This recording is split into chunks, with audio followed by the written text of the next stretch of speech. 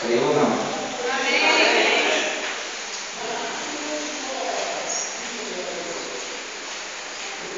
Eu te convidar você ficar em pé.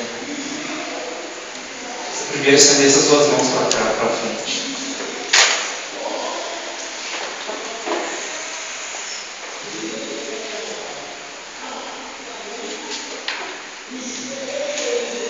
Você fechar seus olhos e começar a se interceder. Nesse momento, deve estar havendo uma batalha no mundo espiritual, aquelas bem terríveis.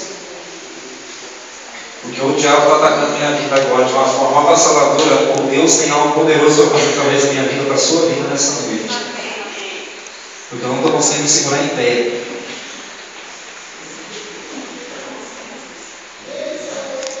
Eu queria te pedir que você intercedesse agora pela minha vida. Para que Deus possa fazer algo grandioso nessa noite.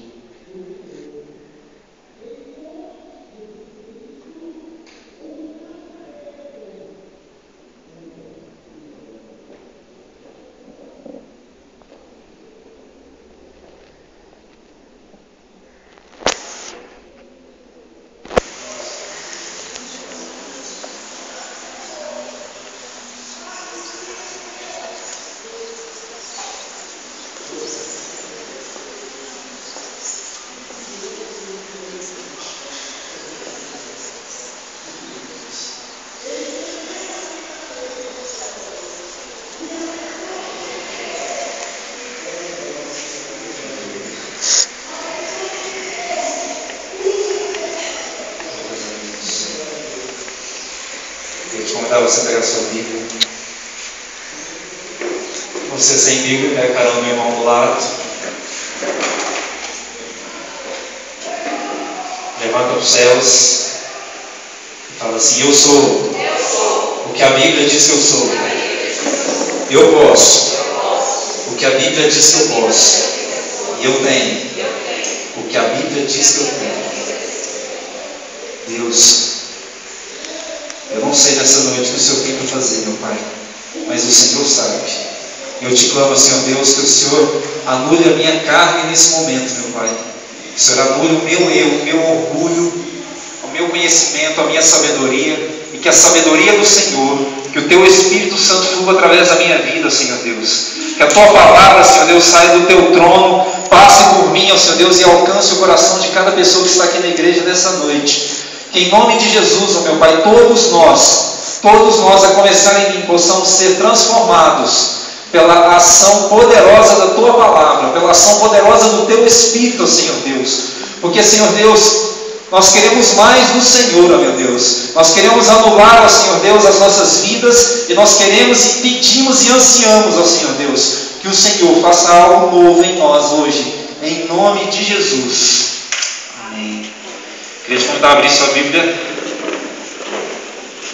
no livro do profeta Samuel.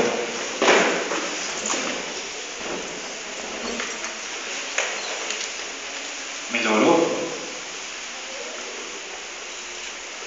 1 Samuel, capítulo 28.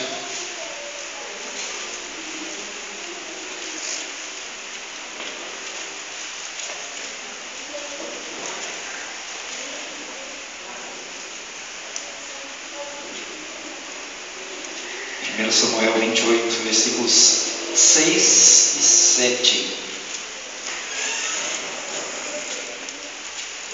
Amém? Todos encontraram?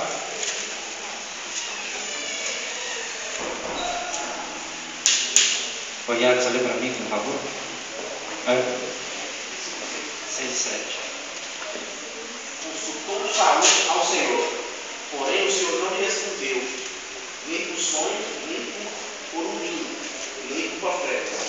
Então disse Saul aos seus servos: apontai-me uma mulher que seja médium, para que me encontre com ela e consulte. Disseram-lhe aos seus servos: há uma mulher em Endor que é médium. Todo mundo ouviu? Agora. Consultou Saul ao Senhor, Porém o Senhor não lhe respondeu, nem por sonhos, nem por Urim, nem por profetas. Então disse Saul a seus servos: apontai-me uma mulher que seja médium, para que me encontre com ela e a consulte. Disseram-lhe aos seus servos: há uma mulher em Endor, que é médium. Amém, pode ser sentado.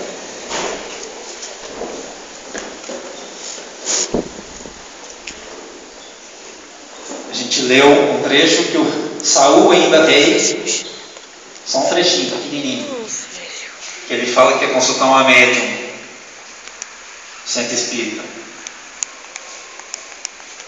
E já a gente vai saber o porquê.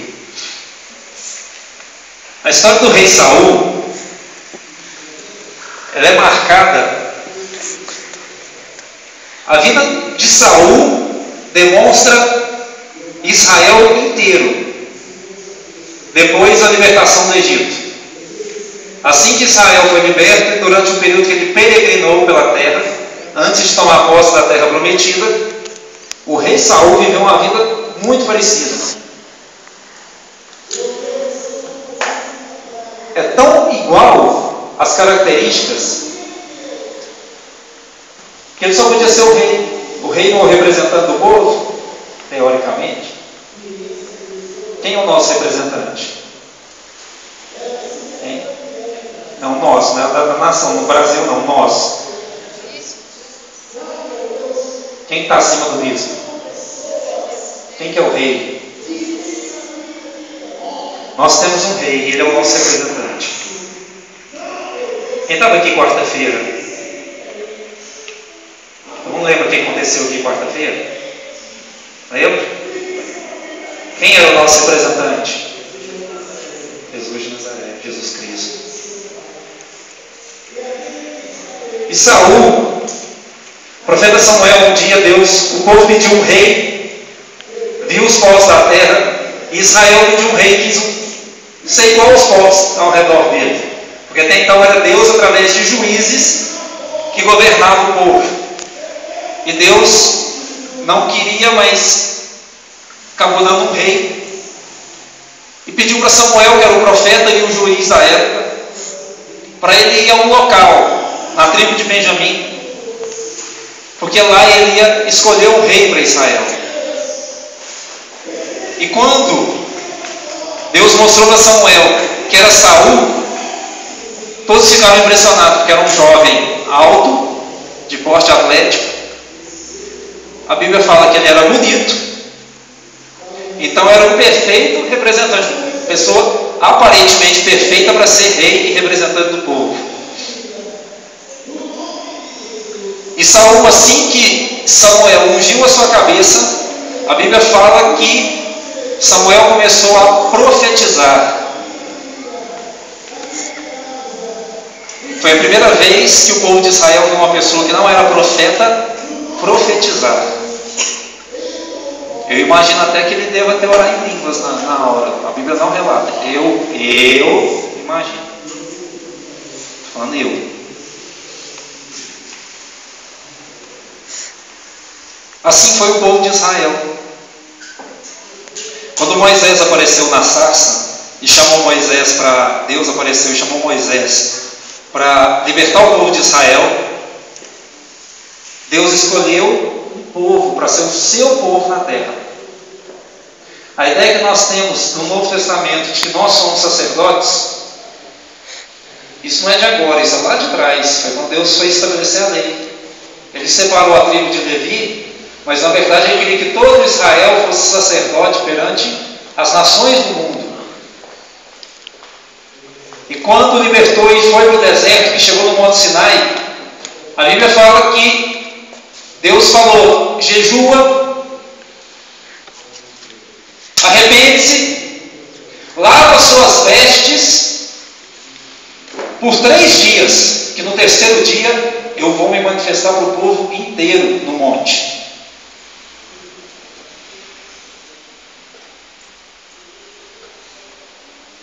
E lá em Êxodo relata que quando Deus foi manifestar que a fumaça encobriu o Monte Sinai, o povo deu 2 passos para trás.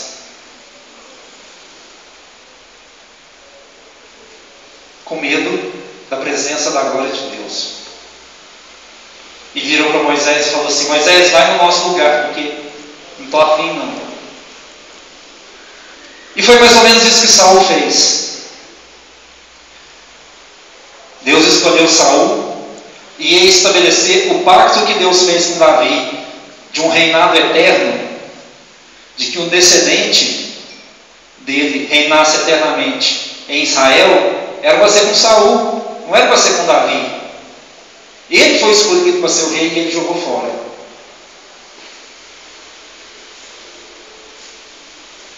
E foi quando Deus começou a levantar Davi para ser rei, porque Saul abandonou o caminho de Deus. O que isso tem a ver conosco?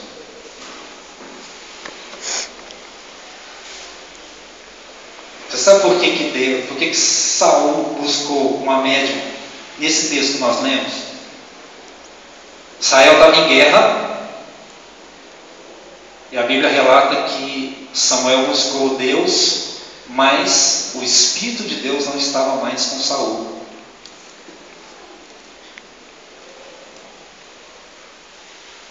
Vocês estão acreditando em mim? Então vamos ler de novo. Vamos começar no primeiro versículo, no capítulo 28. Naquele dia, os filisteus reuniram.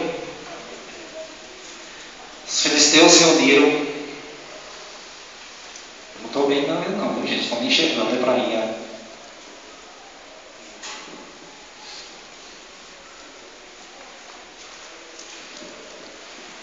Naqueles dias, os filisteus se reuniram em suas tropas para lutar contra Israel.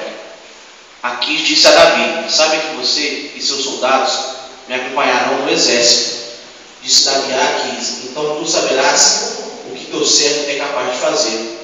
Aquis respondeu-lhe: muito bem, eu o colocarei como minha guarda pessoal permanente. Samuel já havia morrido, e todo o Israel havia pranteado e sepultado em Ramá, sua cidade natal. Saul havia expulsado do país os médiuns e os que consultavam os espíritos. Depois que os filisteus se reuniram, vieram e acamparam em Sunem, enquanto Saul reunia todos os israelitas e acampava em Gilboa. Quando Saul viu o acampamento filisteu, teve medo, ficou apavorado. Ele consultou o Senhor, mas esse não lhe respondeu nem por sonhos, nem por urim, nem por profetas. Então Saul disse aos seus auxiliares: procure uma mulher que invoque espíritos para que eu a consulte. Eles disseram: existe uma então. A Bíblia relata que Saul buscou o Senhor e não encontrou. Quantas vezes nós, no nosso caminho, a gente se perde igual Saul? Tem uma música que o Gênero gosta muito de cantar aqui, aquela do que a tua glória fez comigo. O refrão fala: quem já pisou no Santo dos Santos, em outro lugar, não sabe viver.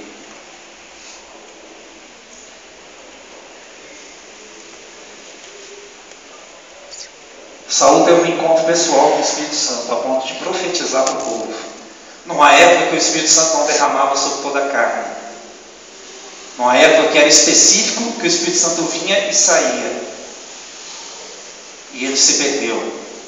Israel teve a chance de entrar no monte, subir no monte e ouvir o Senhor falar. Ah, como eu queria que Deus falasse comigo. Aonde? Como eu queria.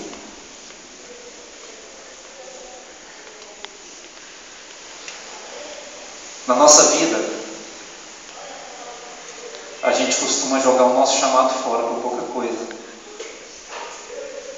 Assim como Saul, nós somos chamados para alguma coisa. Todos nós. Nem que seja só para sorrir para alguém na igreja. Que às vezes o seu sorriso, uma pessoa que está triste, vai manifestar a presença de Deus e o amor de Deus para aquela pessoa.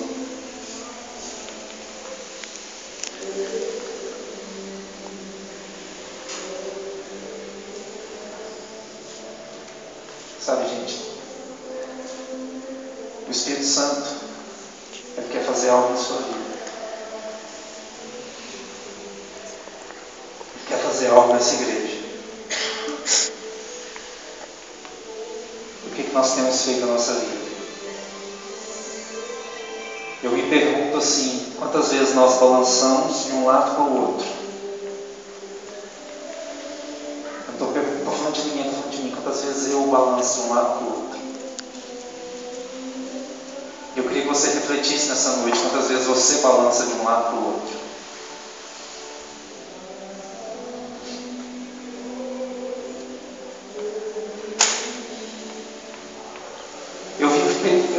Eu me pego várias vezes no dia pensando assim: será que hoje eu sou uma pessoa diferente de ontem?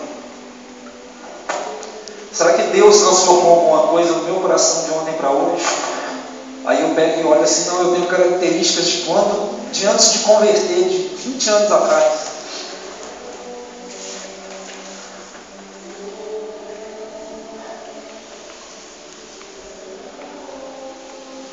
O escritor de Hebreus fala que quem conheceu o Senhor é impossível voltar atrás. Não é isso que fala lá? É impossível voltar atrás, mas a nossa geração de hoje, é uma geração que volta atrás a todo momento. Então vamos falar da geração do fast food. Vocês estão cansados do fast food, então é a geração do micro-ondas. Eu aperto o botão.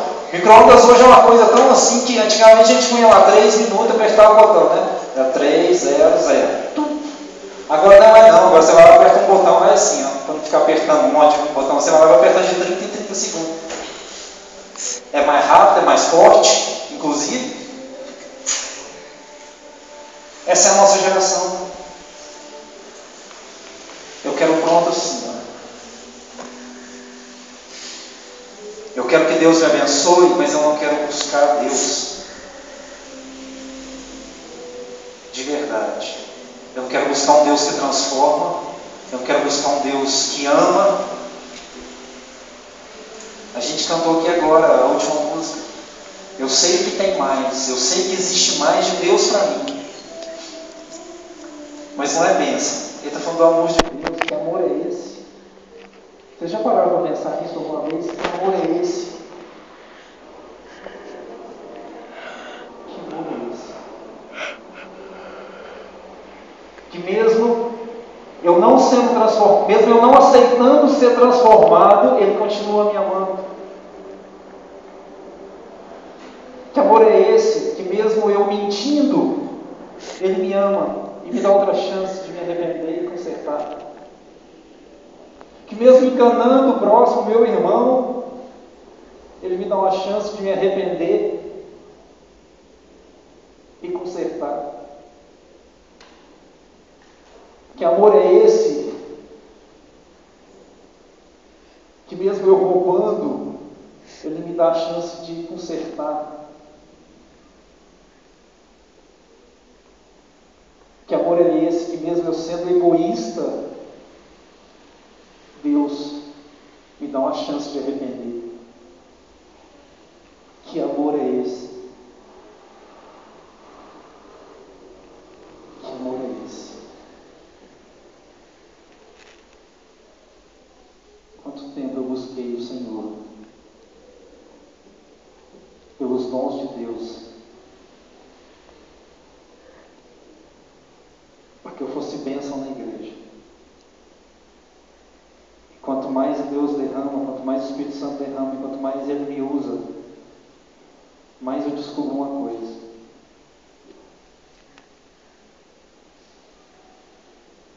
que eu pertenço a uma geração que não quer compromisso nenhum com Deus.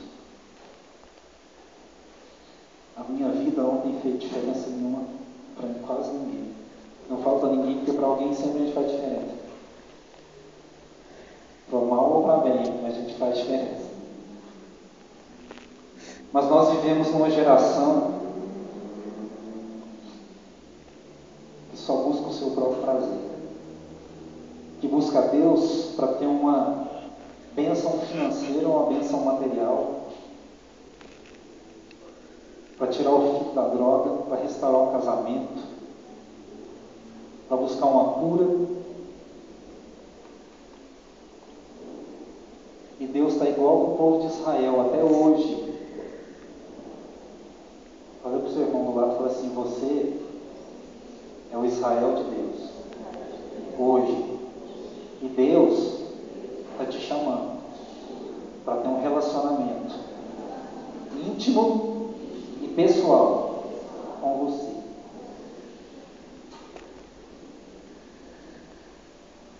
O Monte Sinai está aqui. A fumaça de Deus começou a aparecer. E Ele fala para você assim: meu filho e minha filha, lava as suas vestes no sangue do Cordeiro. Pinga nos seus olhos o meu colírio espiritual. Passa no seu ouvido o meu cotonete de fogo.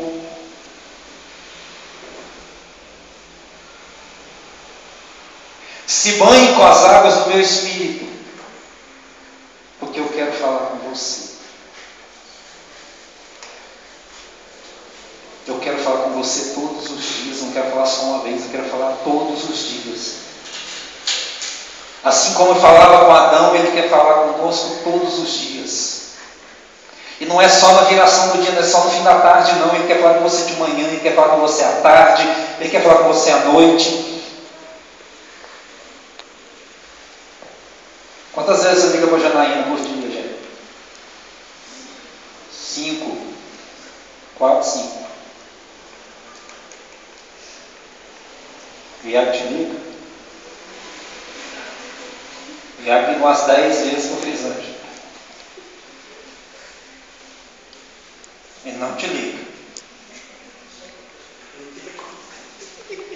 Não perguntei. O cliente liga, Lu? Liga umas 20 vezes. Apesar que a Lu liga 50.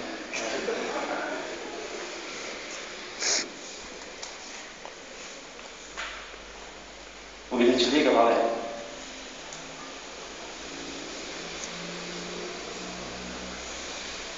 Por que nós ligamos para quem nós amamos? Porque nós amamos.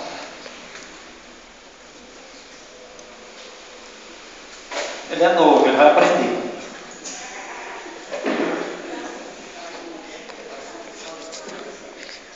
E a tática do Tiago também é boa, para sentir saudade à noite.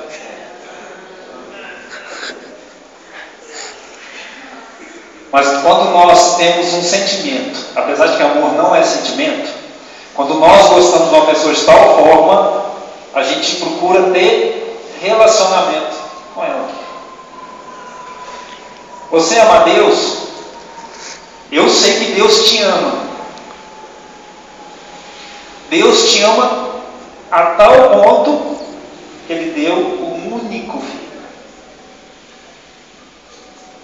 O William, você daria um ritinho para salvar alguém? Pode falar a verdade, porque um dá uma fala, o Mateus vai nem na marretada. Eu te dou um tiro, eu vou Rafael, mas eu vou matar. Não é assim? Confia? Deus entregou o filho dele para você estar aqui agora. Para lá na sua casa, Ele tem um relacionamento com você. Ele tem um relacionamento comigo lá na minha casa, lá no trânsito, lá no meu trabalho, onde eu estiver. Mas nós fazemos igual Israel fez. Deus, eu quero só a cura. Deus, eu quero só aquele carro novo. Deus, eu quero só uma maná e codorniz. Eu quero só a água. Eu quero só que as minhas roupas não envelheçam no deserto. Eu quero só que as minhas sandálias não se arrebentem. Eu quero só uma casa nova. Eu quero só reformar a minha casa. Eu quero só que meu filho faça um vestibular. Eu quero só uma promoção no trabalho. isso é bom demais. Prosperidade é bom demais. Riqueza deve ser bom demais.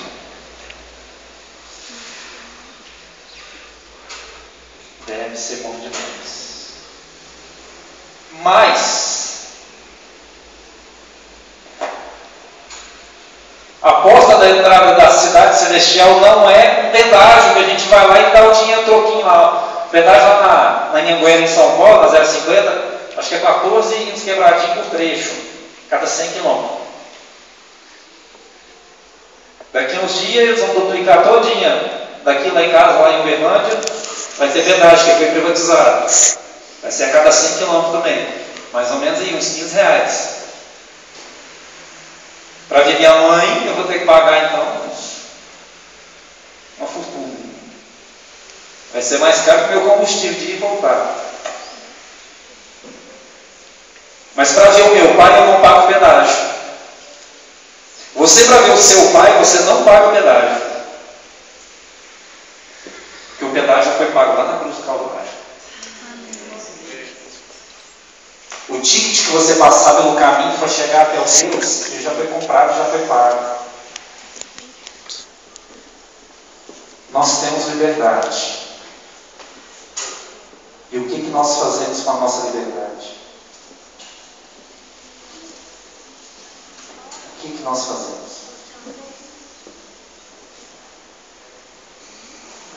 Sabe, lendo a Bíblia, eu percebi que existem só 2 passos que nos dão acesso até o reino de Deus. O pedágio já foi pago. Quando eu vou viajar, que eu pago o pedágio. Se eu vou de ônibus, eu pago a tarifa, eu pago a passagem, o avião, eu paguei tudo para ir. Mas eu tenho que fazer 2 coisas, não tem? Eu tenho que pagar a passagem e entrar no ônibus ou no avião, ou no carro.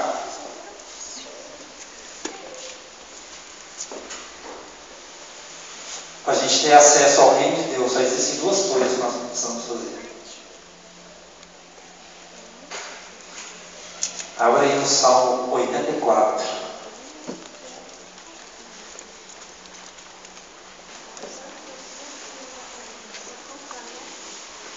Salmo 84, versículo 1 e 2.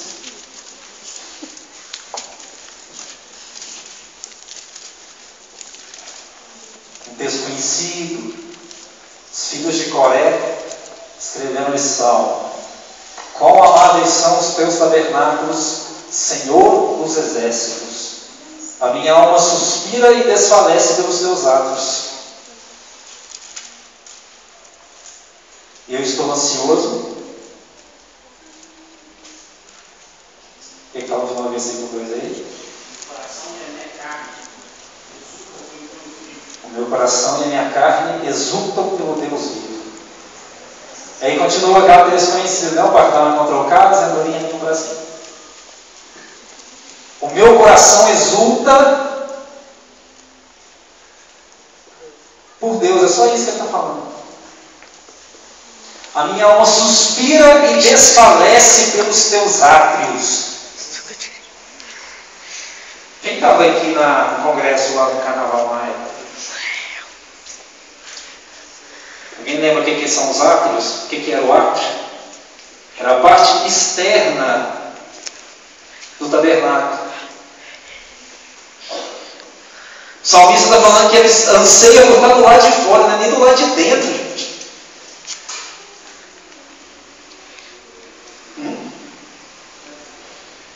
Ele está ansiando pela presença de Deus do lado de fora. Agora abre no Salmo 42. Também 1 e 2. Ele já foi lá a gente escrever. Também conheci Fernandinho da Canadá. Assim como a roça anseia pelas águas. Vamos lá, gente, me ajuda. Eu esqueci.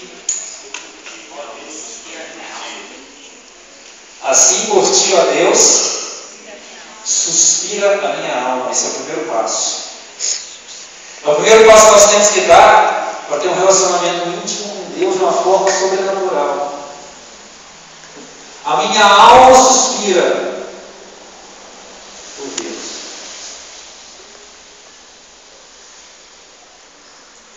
E o segundo passo, a gente cantou também nessa noite. Fala em João, capítulo 3, versículo 30. João Batista foi questionado pelos seus discípulos, que Jesus estava batizando, tinha levantado também discípulos, e estava batizando também no Rio Jordão. Se mestre, aquele que o Senhor batizou e de quem o Senhor falou, também está batizando agora. E aí? E João Batista falou a respeito dele, e aí ele falou assim: convém que ele cresça e que eu diminua. Nós devemos nos diminuir a cada dia para que ele possa aparecer. Onde está a sua carne? Onde está a sua carne? Eu percebo na nossa geração que, além de buscar só as bênçãos de Deus, nós não fomos transformados pelo Espírito Santo.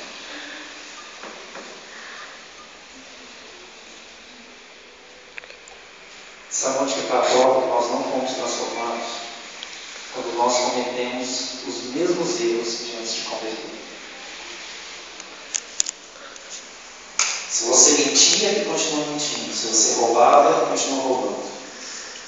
Se você enganava, ele continua enganando.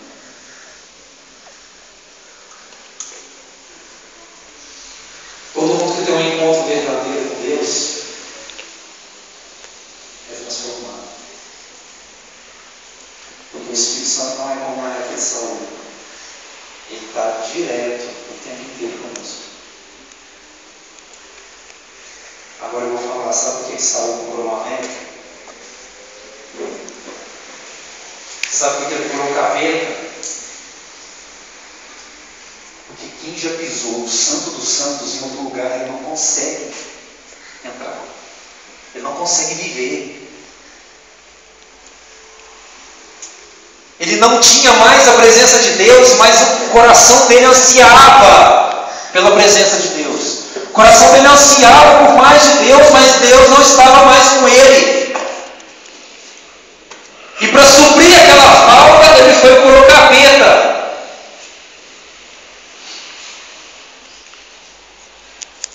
É isso que aquele povo lá fora faz quando vai no centro espírita. É isso que o povo lá fora faz quando busca magia. Porque nós nos acomodamos com as nossas bênçãos, com aquilo que Deus nos dá, e esquecemos quem está lá fora. Eu falo nós, eu vou pensar em mim. Não estou acusando ninguém, estou falando de mim também. Nós esquecemos do pessoal que está lá fora. Se eu tivesse a metade do que eu acho que eu tenho do Espírito Santo, muita gente já tinha se transformado através de mim.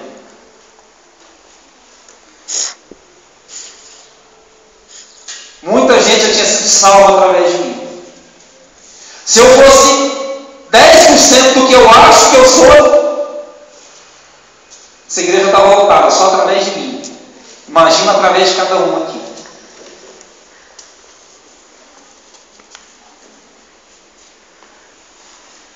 Esse é o segundo passo. Que ele cresça e que eu diminua.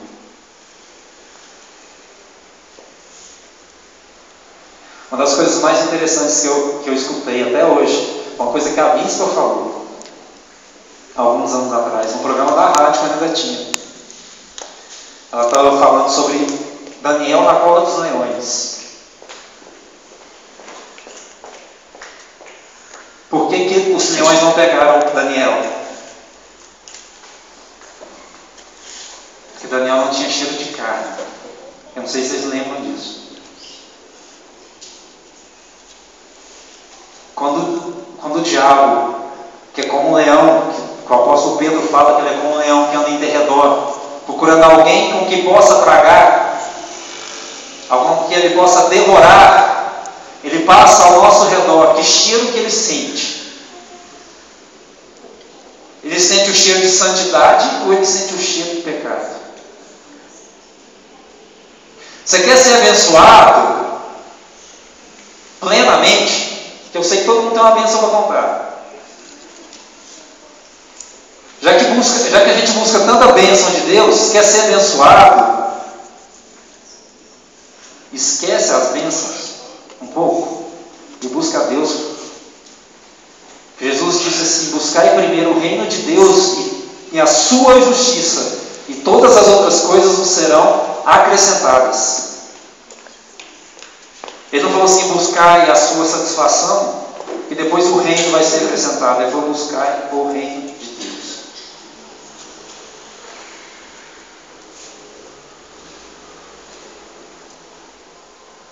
Eu reparei muito na minha vida por causa disso. Eu buscava a minha satisfação. E o reino de Deus está lá.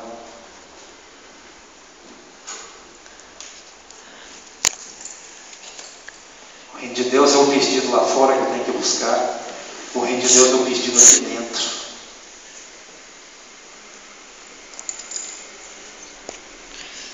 Alguém não conhece a parábola das 10 virgens? Todo mundo conhece a parábola das 10 virgens? Alguém está dormindo? Alguém está acordado? Alguém morreu? Sim. Alguém está vivo? Sim. Alguém está mudo? Sim. Alguém está surdo? Quem não conhece a parábola das 10 virgens? Quem conhece a parábola das 10 virgens? Pô, tem 3 pessoas que conhecem a parábola das 10 virgens, o resto tem ninguém que não conhece. Quem conhece mais ou menos a parábola das 10 virgens? Quem já ouviu falar dessa parábola? Vou começar de novo. Quem está surdo? Quem está mudo? Quem está cego? Quem morreu? Está falando sério, vou continuar. Quem está vivo? Então, vamos começar outra vez. Quem não conhece a parábola das 10 virgens? Você? Quem conhece a parábola das 10 virgens? Jesus contou essa parábola.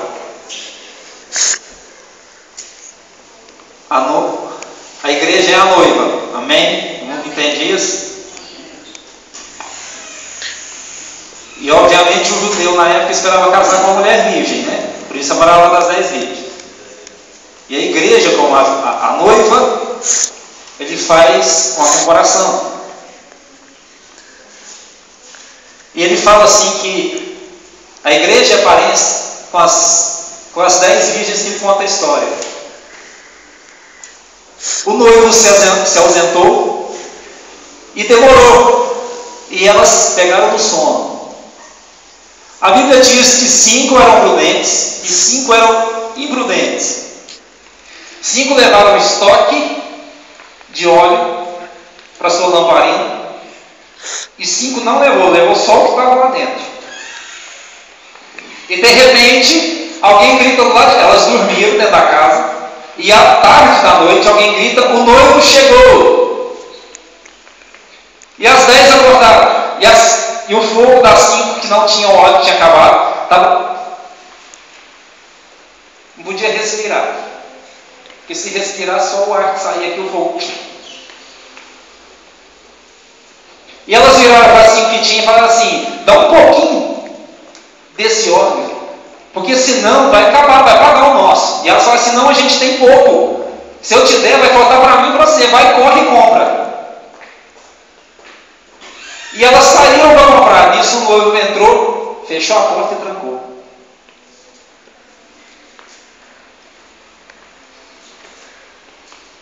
A nossa geração é essa.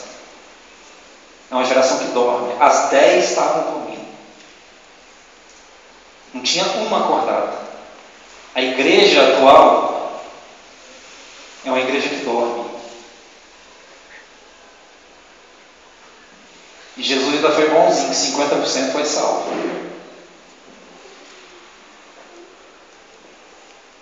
Será que se ele voltar hoje, 50% vai ser salvo? Será que nós fazemos parte dos 50% que tem óleo sobrando? Ou dos 50% que deixou o óleo acabar? O que a Bíblia diz que é o óleo? É uma pergunta que eu estou fazendo. O que a Bíblia diz que é o óleo? O óleo simboliza o quê? O Espírito Santo. O apóstolo Paulo diz lá em 1 Tessalonicenses, no capítulo 5, não apagueis o Espírito Santo, não apagueis o fogo, não apagueis a chama.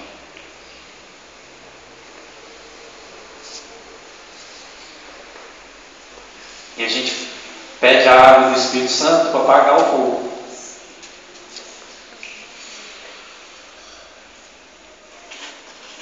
A gente apaga o fogo com a própria água do Espírito Santo. A gente acha que já recebeu demais. A gente não faz igual Moisés fez diante da sarça ardente. Quando Deus falou assim, tira a sandália dos seus pés e local você está é santo. Moisés tirou a sandália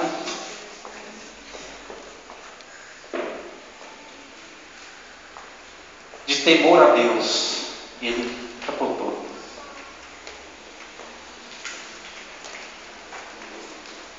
Deus fala conosco e nós fazemos igual a Israel. Nós damos 2 passos para trás e vira para o nosso ouvido e fala assim, não, vai você. Vai você.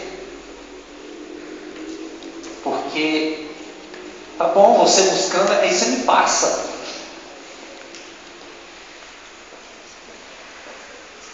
Te fala bobice, fala assim, vai você. Porque ó, aí você traz para mim. Você fala para o seu líder de célula assim, vai você. Porque eu quero só a bênção de Deus. Essa intimidade, esse relacionamento eu não quero não.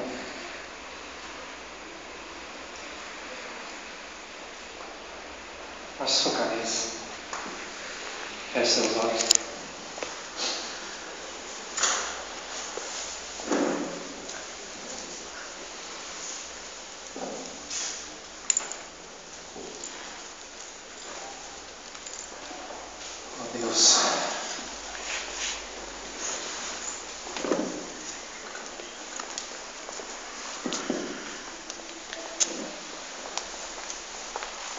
Oh Deus.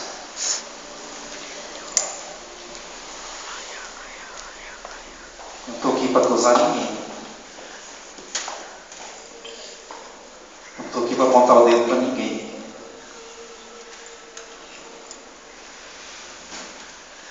Estou aqui só para ser um instrumento de Deus, para que nós possamos transformar a nossa geração.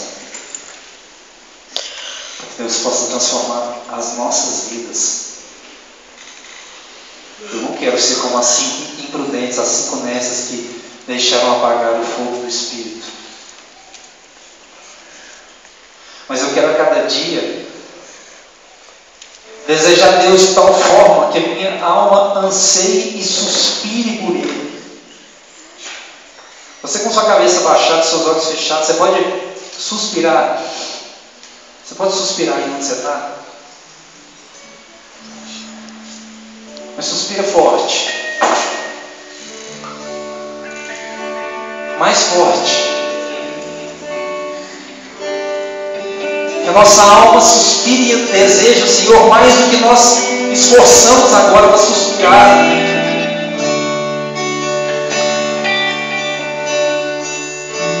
Quando algo muito ruim acontece conosco, que nós suspiramos de tristeza, a gente chega até a soluçar.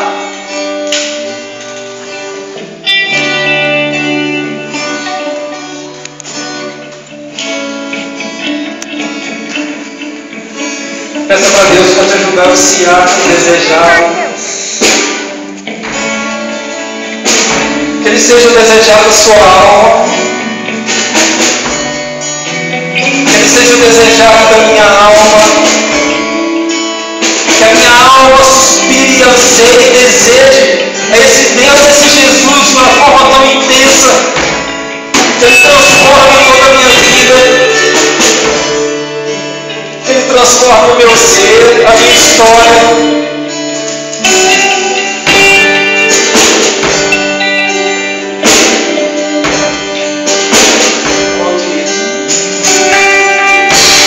Mas para isso nós temos que nos diminuir. A Bíblia diz que aquele que se exalta será humilhado, mas aquele que se humilha será exaltado. Faça como João Batista fez, falando do seu peito, e diga: convém que ele cresça, que eu diminua. Não sou eu, não é você que tem que aparecer, mas é o Espírito Santo, é Deus. Deus não divide a glória dele com ninguém. Ele não divide a glória dele comigo. Ele não divide com você, com essa igreja, ou com outra igreja qualquer, com outro irmão qualquer, com nenhum pastor famoso, com nenhum cantor famoso. A glória dele. Toda honra e toda glória pertence a Ele. Eu não sou nada.